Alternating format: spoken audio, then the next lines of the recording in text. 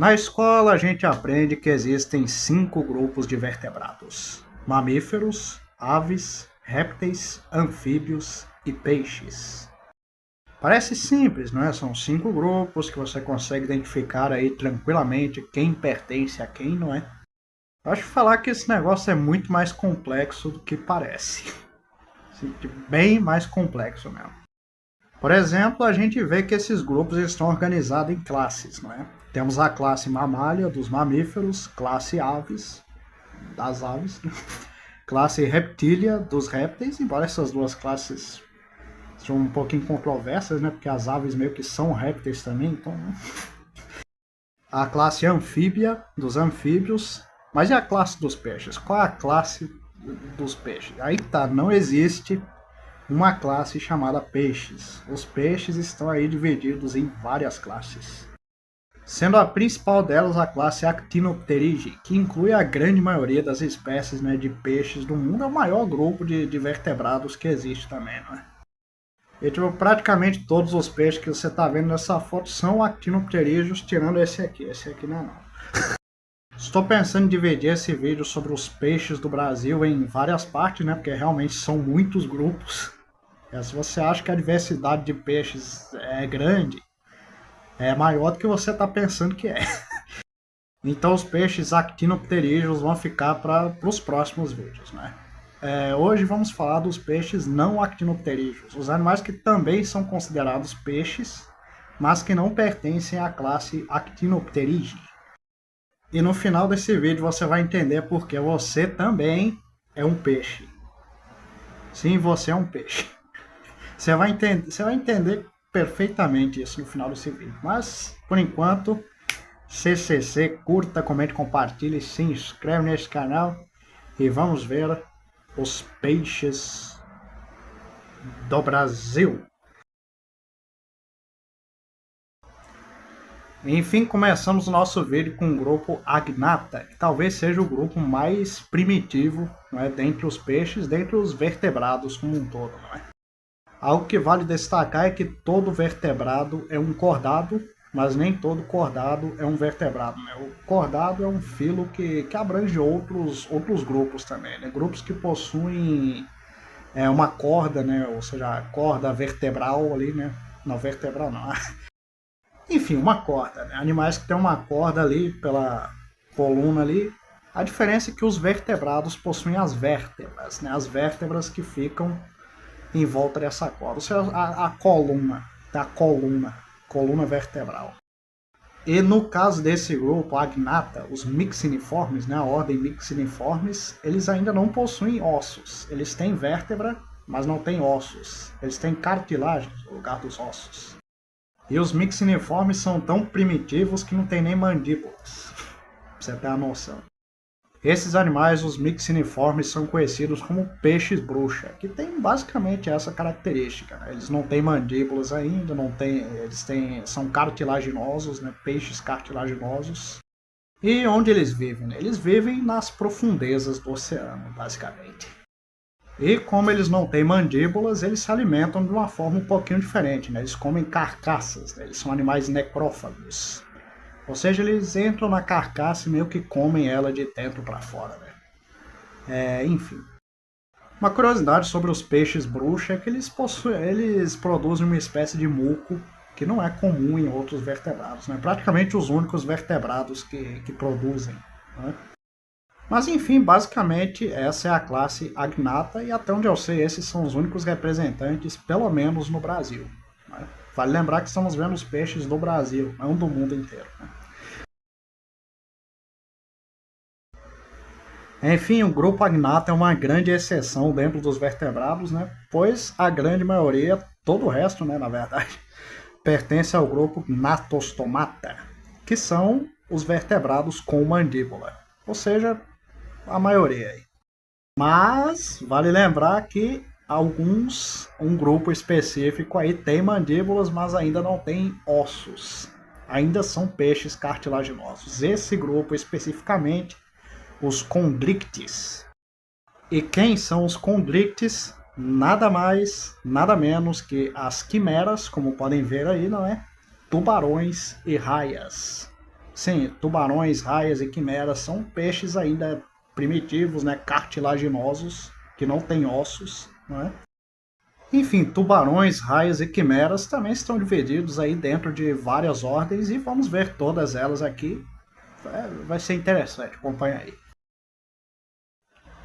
Começamos aqui pela ordem Quimeriformes, né, conhecidos como quimeras ou peixes-rato, né, que são meio que os primos mais primitivos dos tubarões, né? São peixes geralmente de águas profundas do oceano, né? Uma curiosidade interessante sobre eles é que eles não possuem dentes individuais, como a gente vê nos tubarões, por exemplo. Eles têm meio que os dentes fundidos em placas, não é? Algumas espécies, inclusive, possuem um espinho venenoso entre as nadadeiras. Olha aí. São peixes bem interessantes, porém não muito encontrados aí, principalmente por serem de águas profundas. Né? Agora sim, falando de tubarões, temos a ordem Exanquiformes, com tubarões conhecidos como tubarões-cobra, não é? Ou tubarões de 6 fendas, 7 fendas. E essa é basicamente a característica, uma das características mais distintivas dele, né? As fendas. O que são as fendas? As fendas são esses risquinhos aqui que fica do lado aqui, né? Que são as brânquias, né? Por onde os peixes respiram, né? No caso dos tubarões, elas ficam em fendas, né? A gente vê visivelmente as fendas de fora. Isso diferencia ele dos outros, porque a maioria dos tubarões tem 5 fendas. Essas espécies têm 6 ou 7, geralmente. É considerado um dos grupos mais primitivos de tubarões, né, mais basais, né? Também são tubarões de águas profundas. Ou seja, raramente você vai encontrar um desses aí se estiver nadando tranquilamente pelas praias, né? Embora os dentes deles sejam adaptados para cortar grandes pedaços de carne, como já disse, a chance de encontrar eles por aí é bem baixa. Né? Outra ordem de tubarões das profundezas do oceano são os esqualiformes, os tubarões de profundidade, os tubarões das trevas. Bem, eles já possuem 5 fendas branquiais, né, como a maioria dos tubarões. Também já possuem 2 nadadeiras dorsais, ao contrário da ordem anterior, que só tinha uma. Esqueci de falar isso. Porém, as nadadeiras anais ainda estão ausentes nesse grupo. Uma característica interessante deles é que algumas espécies possuem bioluminescência, ou seja, brilham no escuro. E, bem, isso é uma convergência evolutiva que aparece em várias espécies de peixe, né? Elas brilham no escuro nas profundezas do oceano para atrair outros peixes e comer, né? Com esse grupo de tubarões não seria diferente. Chegamos à ordem Squatiniformes, uma das mais interessantes de todas. São conhecidos como tubarões-anjo e a aparência deles, como podem ver, eles não parecem tanto assim um tubarão. Na verdade, estão aí praticamente um intermediário entre tubarões e raias. Não é? Daí vem um questionamento interessante. O que separa os tubarões das raias, afinal de contas? Né? Enfim, entre várias diferenças, uma das principais delas está nas nadadeiras. Não é? Por quê? Porque as raias possuem as nadadeiras fundidas com a cabeça. Já no caso dos tubarões-anjos, por exemplo, como podem ver, elas são grandes, são largas, mas ainda não estão fundidas à cabeça. Ou seja, ainda são tubarões. Enfim, esses tubarões aí são interessantes porque eles são meio que predadores de emboscada, né? Eles ficam ali meio que enterrados na areia, né? E atacam as presas que passam ali com um ataque rápido, né? Eles são frequentemente encontrados no litoral brasileiro, inclusive, mas não tem o costume de atacar humanos. Né? Eles não são muito grandes também. Inclusive, ele é mais conhecido no Brasil como cação-viola, né? Geralmente a gente chama de cação os tubarões pequenos, né? E bem, esse é pequeno e parece uma viola mesmo, então faz todo sentido. Outra ordem bem interessante é a ordem Orectolobiformes, conhecida como tubarões-tapete. Assim como os cações viola, esses também estão bem associados ao chão, o chão do mar, né, vamos por assim dizer. Ou seja, são espécies bentônicas, né, que caçam espécies ali, caçam animais no solo mesmo, né. Um dos exemplos aí mais conhecidos é o tubarão lixa ou tubarão gato, né, que possui esses barbilhões nasais, tipo bagre. eles não têm o costume de atacar humanos, né, pela sua dieta específica mesmo, né, que eles, sendo animais bentônicos, não é? Outra espécie bem interessante é o tubarão-baleia. Tubarão-baleia, que é a maior espécie de tubarão que existe atualmente. Tubarão-baleia não é bentônico, até onde eu sei, né? Mas ele é filtrador. Né? Ele é filtrador como as baleias mesmo, né? E apesar do seu tamanho imenso, ele também não tem o costume de atacar humanos. Então, se você estiver nadando tranquilamente no mar e do nada aparecer um desses do seu lado, não entre em pânico. Só tem tamanho, né? Só tem tamanho, como eles dizem. Agora sim, se até o momento nós vimos espécies de tubarões praticamente inofensivos para nós, né? As próximas 2 horas aqui são os bichão mesmo. Os bichão mesmo, as espécies que costumam causar acidentes. Mas calma que assim como qualquer animal, os acidentes com eles também podem ser evitados, né? Então não são monstros marinhos, né? Como a mídia costuma botar por aí, né? Por exemplo, temos aqui a ordem Lamniformes, que tem aqui o grande tubarão branco mais representado aí pela mídia, e que, para nossa sorte, no Brasil, eles são peixes pelágicos, né? São tubarões pelágicos, ou seja, que geralmente vagam aí, né, pelo oceano, né? Viajam aí e raramente aparecem na costa brasileira. Acho que nunca apareceu, inclusive. A maioria dos laminiformes são pelágicos, então mesmo que eles sejam perigosos para a gente, eles raramente vão aparecer nas praias, né? E causar acidentes, né? Os acidentes vêm do próximo grupo aí, mas calma aí. Alguns aqui são grandes predadores clássicos, né? Como o tubarão branco, o tubarão touro também, não é? Mas tem essas duas espécies aqui também que parece que a natureza estava brincando, estava experimentando coisas, né? Estava inventando moda, aí fez esses bichos aí. Por exemplo, tem o tubarão-elefante. O tubarão-elefante, eu acho que ele nem consegue fechar a boca, inclusive. Ele fica o tempo todo com a boca aberta, assim. E o que ele come? Ele come quem entrar aí, né? Fazer o quê? E como se não bastasse, tem o tubarão-duende também. O tubarão-duende que tem esse narigão engraçado aí. Parece aquele narigudo do pica-pau lá.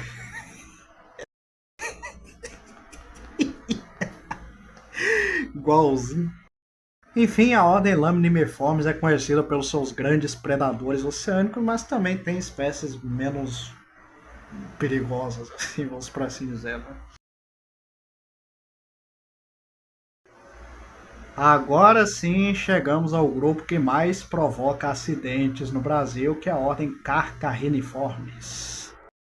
Carcarriniformes é o seguinte, eles não são tão diferentes dos laminiformes, na aparência pelo menos, né? Talvez as principais diferenças são que eles possuem membranas nos olhos, ou seja, eles conseguem fechar o olho, os outros tubarões não. E eles também são vivíparos, ao contrário da maioria dos tubarões que são ou ovíparos ou ovovivíparos. Enfim. E por que esse é o grupo mais perigoso de tubarão no Brasil? Porque é esses aqui que costumam aparecer na costa brasileira. Não é em toda a costa brasileira, né? Depende do lugar. Em Recife, por exemplo, Recife, para quem é de Recife, toma cuidado aí. A espécie que mais costuma provocar acidentes no Brasil é essa aqui, o tubarão-tigre. Tubarão-tigre que é o bravo, é o bravo. Os tubarões-martelo também pertencem a esse grupo, mas eles pelo menos não são tão conhecidos assim, eles não costumam atacar tanto, né? Mas ainda assim é bom tomar um certo cuidado. Enfim, eu botei aqui o tubarão-tigre como a espécie mais perigosa, assim, mas não é só ele, não. Várias espécies desse grupo aqui, dos laminiformes também, é bom tomar um certo cuidado. E as formas de prevenir acidentes com eles são bem simples, na verdade, só não entrar na água. se eles estão lá dentro da água, só não entrar e pronto. Simples assim. Claro, para quem gosta de tomar um banho de mar, é bom escolher lugares onde não há histórico de ocorrência de tubarões, mas ainda assim não é 100% de garantia. Né? Agora, para lugares que tem um histórico assim confirmado de ataque de tubarão, que tem aviso de que ali há tubarões, aí você vai entrar para quê, meu filho? Aí você tá caçando problema mesmo, né? Aí você tá caçando sarna para coçar. Lugares onde tem muitos animais na água, como tartarugas, por exemplo, né? É bom tomar um certo cuidado também, né? No Espírito Santo, por exemplo. No Espírito Santo tem pouquíssimos casos de ataque de tubarões registrados, né? São bem raros mesmo. Mas assim, as praias daqui tem muitas tartarugas, né? E tartarugas podem atrair tubarões, né? Então é bom, bom tomar um certo cuidado também. Mas vale advertir que entre você e uma tartaruga, o tubarão geralmente vai preferir a tartaruga porque está na dieta dele e você não. Você é grande demais para eles. Ou seja, a grande maioria dos ataques de tubarões que acontecem são por acidente. Né? Isso é um fato. Tá, na verdade, não por acidente, né? Por experimentação. Né? Ele vê um animal ali, né? Nesse caso é você, seu animal. E velho, rapaz, se esse bicho pertence à minha dieta, dá pra comer ele? Ele vai lá e experimenta, né? Arranca um pedaço e experimenta e fala, ih, rapaz, não é não, ó. Aí vai embora. O problema é pra nós mesmo, né? Pra eles é só um aperitivo, mas enfim. Enfim, na via das dúvidas, não entre em águas com histórico de tubarões e tá tudo certo. Enfim, já vimos os tubarões, agora vamos ver as raias. E aí vem a pergunta, é raia ou arraia? Bem, tecnicamente, assim, cientificamente falando, se diz raia, né? Se você for falar assim de forma formal, né? Raia é um termo mais formal hoje em dia. A raia é mais vulgar, vamos para assim dizer, né? Mas na prática tanto faz, né? Mas como isso aqui é um vídeo educativo e não uma conversa informal, vamos chamar tudo de raia mesmo e tá tudo certo. A começar pela ordem Pristiformes, conhecida como peixe-serra. Os peixes-serra eles têm essa aparência que ainda lembra os tubarões, mas eles já são raias, porque lembra da característica que eles já têm as membranas fundidas com a cabeça. Outra característica que meio que separa as raias dos tubarões é que as fendas branquiais delas estão no dorso não, no peito, né, na parte de baixo, vamos por assim dizer. Ou seja, dos tubarões fica dos lados e das raias fica de baixo. Enfim, a diferença é essa. E você deve estar se perguntando por que essa espécie se chama peixe-serra. Acho que não precisa nem responder, né? Ele tem esse narigão comprido aí com dentes laterais, né? Que lembra uma serra mesmo. Olha aí. E eles usam essa grande serra aí basicamente para detecção de presas, né? Para detectar presas e, por que não, para cortar peixes também, né? Ou seja, ele já tem uma faca de cortar peixe natural embutida, tem uma peixeira, a peixeira. Ordem Rhinobatiformes das raias viola. As raias viola são bem parecidas com os cações viola, né? Elas têm, né, elas são meio que intermediárias entre tubarões e raias também, né? Elas têm um corpo que lembra um pouquinho dos tubarões ainda. Mas olha aí, já tem as membranas fundidas à cabeça, né? Tem as fendas branquiais na parte de baixo, enfim. São raias no sentido clássico, mas com o corpo ainda lembrando um pouquinho dos tubarões, né? Principalmente o cação viola. E os hábitos são bem parecidos com os dos cações viola também, né? Eles também ficam ali enterrados na areia, né? Tem os ataques rápidos ali, são bem tônicas, né?